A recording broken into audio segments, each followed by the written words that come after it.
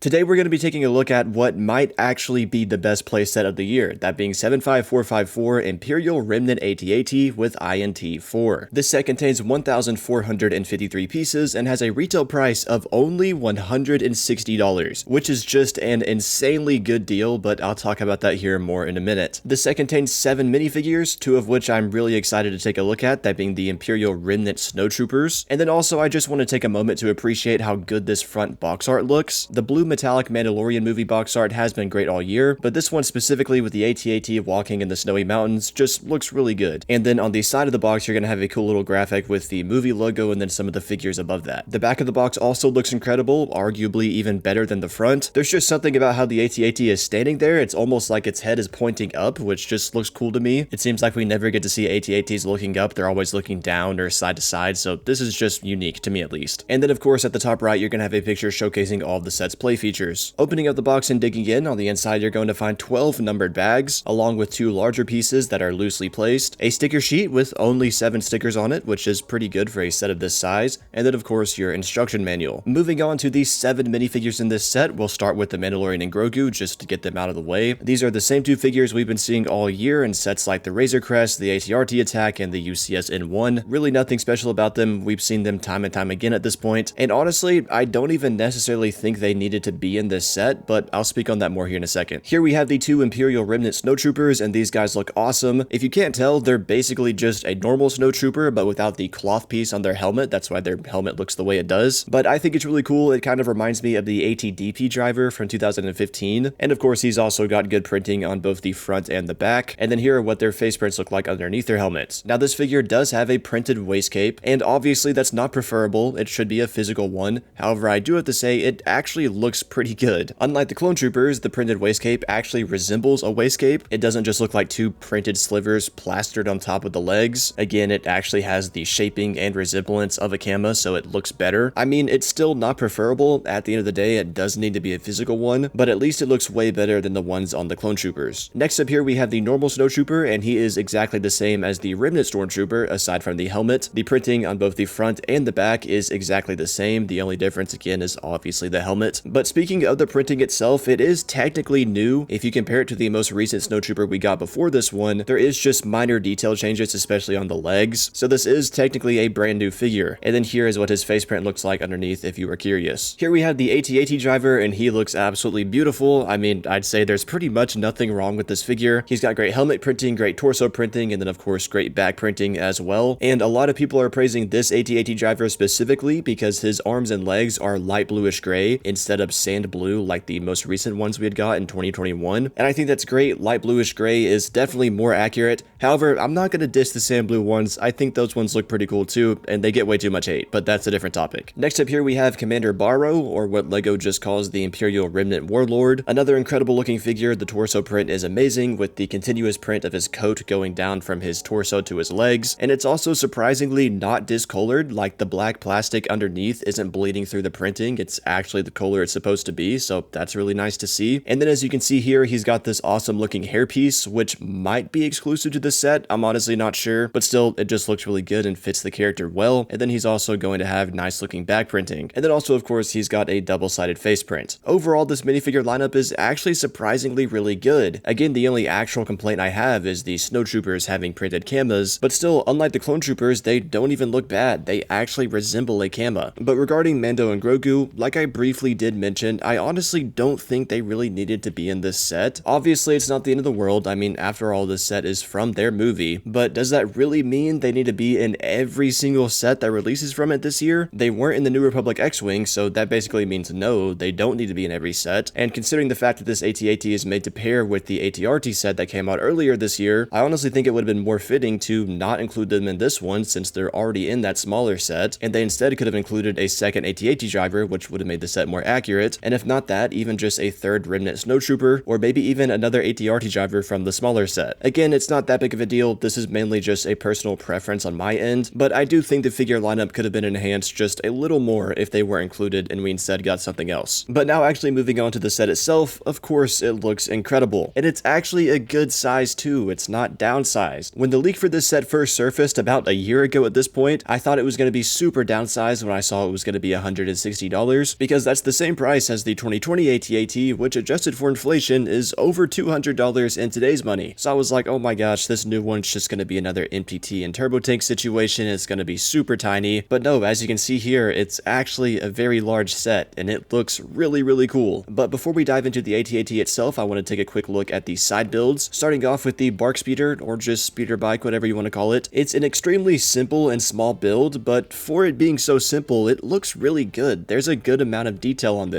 It's kind of comparable to the speeder bike from the 2022 Snowtrooper Battle Pack, but just a little smaller and using less pieces. Now, I do think the bottom of it being completely flat is kind of awkward, but there is a very specific reason they did this, which you'll see here in a second. Here we have the Imperial INT-4, and this is a goofy looking build. It's basically a flying AT-ST head. On either side, you're going to have a printed Imperial insignia, which is nice to see that these aren't stickers. And then on the front here, you're going to have this little cannon that you can kind of rotate up and down if you want to do that. The wings can also open up. All you do is grab them and pull them down, and this is what it looks like in its flying position. Again, a really goofy looking build, but I think it's kind of cool. To access the interior, the top piece and the front piece are connected, so they fold down together. And on the inside, there's really not much. There's just a little seat to hold one figure if you want to do that. Or there's this little hatch on the top side where you can kind of have him poking his head out. And to me, this is way more fun than putting him on the inside. But now that we've gotten the side builds out of the way, moving on to the actual AT-AT itself, again, this thing just looks beautiful. Like I said, I was expecting this to be extremely downsized, just like the Turbo Tank and MTT from last year, but that's clearly not the case. It's a very big model. And speaking of the Turbo Tank and MTT from last year, here it is compared to the MTT, which, mind you, is the exact same price, $160, and the AT-AT just absolutely dwarfs it. It's pretty wild. Same thing with the Turbo Tank, another set that is also $160, and the AT-AT literally just puts it to shame. It's so crazy that these two sets and the MTT are all three the same price. It just really goes to show that when LEGO wants to, they can actually make a set that is worth its price point. Although unfortunately, we just don't see that very often. Now, when it comes to comparing this AT-AT to the other Playscale AT-ATs, we of course got to take a look at their price per gram, excluding the 2007 motorized one because it's a bit of an outlier due to it having electronic parts. So weighing this AT-AT, both of its side builds and all of its minifigures, I got a weight of 1,044 grams, which with a retail price of $160 comes out to a price per gram of only 15.3 cents, which is an insanely good deal for a set of this size. Comparing that to the other Playscale AT-ATs, the 2003 model has a price per gram of 15.9 cents, the 2010 model has a price per gram of 20 cents, the 2014 model has a price per gram of 15.8 cents, and the 2020 model has a price per gram of 18.1 cents. So yes, there you have it. This is literally the cheapest and best valued AT-AT LEGO has ever made before. It has the lowest price per gram out of every Playscale model. And if you're curious about the MTT and the Turbo Tank has a price per gram of 24.1 cents, and the MTT has a price per gram of 22.2 cents. Both pretty ridiculous. If you want to learn more about how I did this price per gram stuff, I made an entire video on it right here that you can go watch if you want to. But now actually taking an in-depth look at the AT-AT itself, starting off with the head. Obviously, this is one of the prototype AT-ATs that we first saw in Star Wars Rebels, so that's why its head looks the way it does. A lot of people have mixed feelings on this. I've seen a lot of people dissing it and saying they don't like how it looks, but at the end of the day, I'd say that's just preference, because when it comes to the accuracy and what this AT-AT is actually supposed to look like, I think LEGO did a good job. When it comes to turning the head, its neck has two joints. The back one is kind of locked in place, so when you turn it and then let it go, it'll kind of swing back to its straight position, as you can see here. But then the front joint that's directly behind the head is not fixed, so you can actually pose it and leave it in its position. It's a bit of a wacky design. It definitely can kind of feel weird when you're trying to pose it how you want to, but I think it works pretty well. And if you're wondering, no, it cannot point up and down, it can only move side to side. Now, one thing I'm not a big fan of is just how the neck looks, and this is probably my only complaint with the build itself. I just think it's very bare bones and has an unfinished feel to it. The 2021 doesn't feel this way because, as you can see here, it's actually got two of these ring pieces when this one only has one of them, and I think LEGO simply should have just designed the look of it better. I don't like how it feels like it's literally missing pieces. But as for the head itself goes, there actually are some spring-loaded shooters on it. They're kind of hard to get on camera because they're hidden so well, which I think is great, and of course you can push them down and fire them if you want to. You're also going to have these really small cannons on the very side of the head that you can kind of rotate up and down if you want to, although they can break off pretty easily if you're not careful. The front is going to have a large sticker representing the windshield, and the gray on it is slightly discolored from the gray of the pieces, but it's definitely not as bad as some other sets like the MTT from last year or even the UCS Venator. And then also on the front of the head here, there's going to be two more cannons that you can kind of individually aim up and down. When it comes to opening the head, the front and side pieces can kind of fold outward a little bit, and then the top piece completely folds open, and inside the cockpit, there's really not a whole lot going on. There's there's just 2 seats and a control panel. And of course, you can grab 2 of your figures, one of them being the AT-AT driver. Again, I wish there were 2 of them because Mando and Grogu don't really need to be in this set, but still you can grab 2 figures and fit them in the cockpit, and you kind of have to lean them back a little bit for the panels to fold all the way back down. Moving on from the head to the back side of the AT-AT, or the whole area, they did a really great job on the shaping and the detail back here, especially on the very back side. There's a lot of detail on these panels right here, which looks great. As you can see, they also mixed in some dark gray panels on both sides to give it a more rustic and kind of used or worn out look, which I really like. There's even some dark gray bits on the top as well. And then down here at the bottom of the whole area on either side, you're going to find more stickers, along with even more stickers at the top of each leg joint. Again, they are slightly discolored, but not near as bad as some other sets. Now, to access the interior of the whole area, these large panels on either side simply just open up, along with the panels on the back side, they can all fold open as well. And on its own, there's really not much detail or anything special to look at in the interior, but the main thing is that it is very, very roomy. There is a ton of space in here, which is very refreshing, especially compared to other recent playsets that have very crammed interiors, like the Turbo Tank from last year, or even the Coruscant Guard gunship from 2023. The interior on that set is also very crammed, but on this AT-AT, there's actually a ton of room, and at the end of the day, that's really all that matters for an interior for a set like this. When it comes to putting the figures on the inside, there are a few seats scattered around here and there, like these 2 that are on either side of the main hole space, and then there's even some more exposed studs on the back half that you can use as extra seats if you want to do that too, or of course you can just stand the figures in here and pretend they're like shooting out of it or something. But the best part of the interior is that you can actually fit both of the side builds in here. The speeder bike sits in the back on these 2 white plates, which, like I touched on earlier, is the reason they made the bottom of the speeder bike completely flat, and then the INT-4 simply just sits in the main hole space. So yes, you can actually fit all of the figures and all of the side builds inside the AT-AT. Again, it's extremely refreshing to see a playset with an interior that actually has this much room and isn't just downsized to oblivion like other recent playsets to where there's literally no interior space. I mean, I would say that I gotta give LEGO credit for this, but the reality is this actually should be the standard, and unfortunately it's just not anymore. Regardless though, lastly, moving on from the whole area and taking a look at the legs, they're not anything crazy, there's not anything notable to look at, they're just as detailed as they need to be and they get the job done. I do like the design of the feet though, how they have that angled sort of hydraulic piece that connects the leg to the foot. It definitely gives them a nice look and almost makes it feel more realistic. When it comes to posing the legs, there are technically 3 joints, one up here at the top where it connects to the body, one in the middle, which I guess is kind of like the knee joint, and then of course the foot can also turn as well. And also the circular pieces that these stickers are on at the top kind of rotate independently of the legs. So if you want it to look 100% perfect, when you rotate the legs, you can also rotate the sticker piece at the top here and kind of line it up with the leg and make it look like it's rotating with it. And then of course, with that being said, you can pose the walker however you want to. You can make it look like it's walking, you can make it look like it's standing still. There are definitely a few different options when it comes to displaying this thing. Overall, this set is just a banger. I mean, it's as simple as that. It's so refreshing to get a large playset for once that's actually worth its price point and is all around just high quality. Unfortunately, that just seems like it's a rarity nowadays with LEGO Star Wars. Again, though, I do have 2 complaints, that being the printed waist capes on the snowtroopers and then the neck area feeling like it's unfinished. So I'm gonna take off half a point for each of those and give this set a 9 out of 10. Let me know what you guys think about it down in the comments below. If you are new, please consider subscribing, and if you want to check out more of my videos, you can see them on the end screen right now.